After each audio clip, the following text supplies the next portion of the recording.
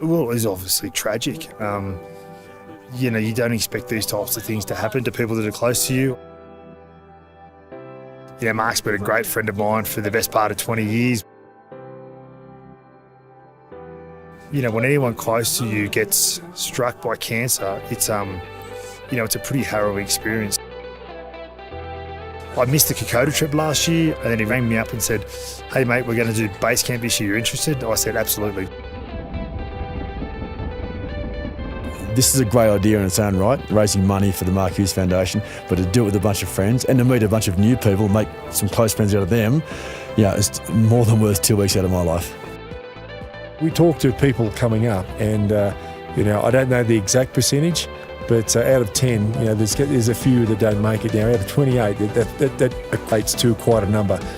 But I'm backing myself in and this group in, we're all going to get there. It's been a bit of a whirlwind, to be honest. It feels like 5 minutes ago we arrived at Sydney Airport. We've had some challenges with luggage not turning up, and we all sort of turned our minds to what we would do if our luggage didn't arrive at all.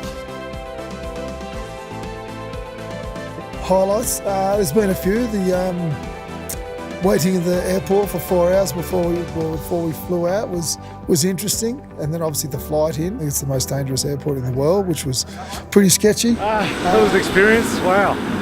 Halfway there, I think it dropped about 100 foot. The landing was probably just as scary, so thankfully we got here. Ticked that box anyway. The local people here are amazing. We've seen some of the porters are carrying huge amounts of weight. You look at the Chief too. Chief's got, bad hips, bad back, 2 bad knees, and he's just soldiered on it. So, mate, how you going? Yes, mate, Chimpy, I'm wonderful. But I can look in his eyes, he's not.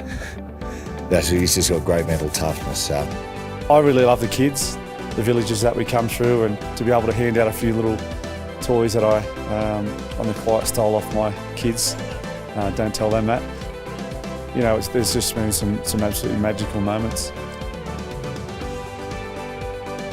The resources they have here are very limited, but at home, the world's at our feet. There's a lot more we can do at home to help out. Well, here we are standing at Everest Base Camp at more than 5,300 metres right now. 28 of us started this journey, a number of days ago, and now each and every one of these guys have done something extraordinary to be here. They're doing something significant for the Mark Hughes Foundation. It's certainly a great honour to be walking with such incredible men. The bonding of the group around a great cause has just been a superb part of the trip. Every person that put in $1 or $1,000 to support this team, it's an emotional thing for me to get my head around, because it means that people have dug into their own pocket, and I'm very grateful that there is that type of support out there for brain cancer. The most frightening thing about it is it hasn't progressed in the past 30 years. So many funds allocated to different things in Australia and in the government, but so little to brain cancer. And the thing that gets me is it's the biggest cancer killer for kids. I mean, that point alone would say we should be throwing everything we can at it,